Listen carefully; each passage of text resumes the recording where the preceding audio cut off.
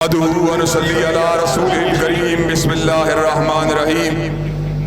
میں کوٹ راتا کشن کے عوام، مرکزی جمعیت اہل حدیث پاکستان، اہل حدیث یوتھ فورس پاکستان اور قرآن و سنہ موومنٹ کے کارکنان کا تہہ دل سے مشکور ہوں جنہوں نے اہل حدیث یوتھ فورس پنجاب کے زیر اہتمام ہونے والے ٹرین مارچ کے استقبال کے لیے کوٹ راتا کشن کے اندر اس کیمپ کو لگایا۔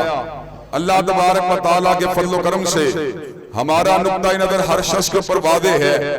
ہم اللہ تبارک و تعالیٰ کے فضل و کرم سے آئین پاکستان کے رکھوالے ہیں اور ہماری جدوجہد آئینی، دستوری اور شورائی جدوجہد ہے۔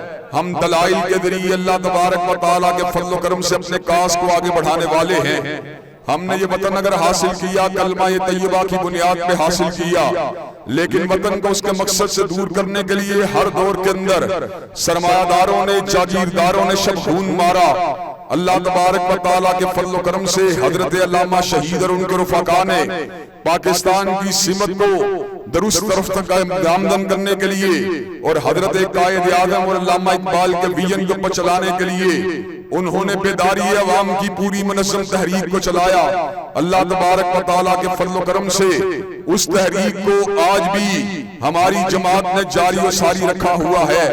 انشاءاللہ جب تک ہم زندہ رہیں گے، علماء کی ہمراہی کے اندر نوجوانوں کے ساتھ چلتے ہوئے اللہ تبارک و تعالیٰ کے فضل و کرم سے پاکستان کی نظریاتی سرحدوں کا دفاع کرتے رہیں گے۔ اس ملک کے اندر کئی مرتبہ ختم نبوت پر اور کئی مرتبہ حرمت صحابہ کے اوپر شب خون مارنے کی ناپاک جسارت کی گئی۔ حضرات گرامی قدر، ہم نے اللہ تبارک و تعالیٰ کے فضل و کرم سے ہر سازش کا ڈٹ کے مقابلہ کیا ہے۔ انشاءاللہ پہلے بھی کرتے رہے، آج بھی کر رہے اور مرد دم تک کرتے رہیں گے۔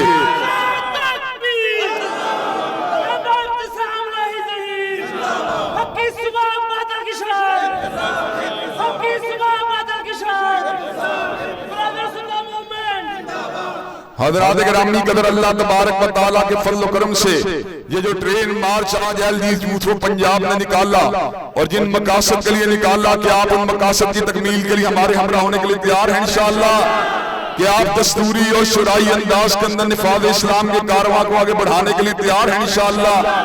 انشاءاللہ اب ٹوٹ گریں گی زنجیریں اور زندانوں کی خیر نہیں، یہ دریا جھوم کے اٹھتے ہیں تن کو سے نہ ڈالے جائیں گے۔